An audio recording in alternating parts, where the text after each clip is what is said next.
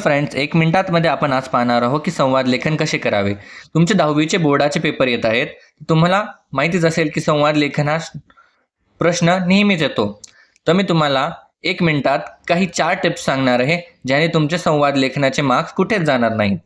पहिली टिप, विरामचिन्हांचा नीट वापर करा. संवाद लेखनामध्ये विरामचिन्हांचं महत्त्व खूप असतं आणि बाकीच्या सुद्धा चिन्हांचं महत्त्व खूप असतं. कुठेही पूर्णविराम आणि स्वल्पविराम किंवा प्रश्नचिन्ह, उद्गारवाचक चिन्ह द्यायला विसरू नका. दुसरी गोष्ट, 8 ते 10 ओळी नक्कीच लिहा. 8 ते 10 ओळी लिहिता असताना तुम्हाला अजून एक गोष्टीकडे लक्ष द्यायचं आहे की जे दोन संवाद करत आहेत त्यांच्या लाईन्स समतोलित असाव्या, बॅलन्स्ड असावा. कोणी जास्त बोलते, कोणी कमी बोलते असं नको वाटायला. चौथी गोष्ट, तुमचं अक्षर सुस्वच्छ आणि स्पष्ट असाव्या.